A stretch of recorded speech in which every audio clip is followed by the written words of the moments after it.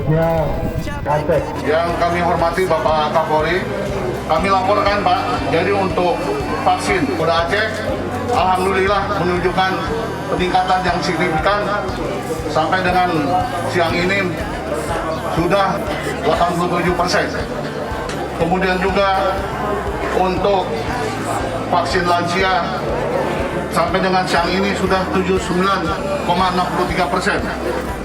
Adapun untuk vaksinasi Merdeka Anak 6-11 tahun, dosis pertama sudah hampir 45%. Oke, terima kasih. Saya kira diskusi sudah bagus, Aceh. Terus dilanjutkan. Terus kompak, saya apresiasi angka-angkanya terus bagus, terus meningkat, dan tolong dipertahankan. Strategi yang sudah ada saya kira sudah sangat baik. Silakan untuk dilanjutkan. Terima kasih.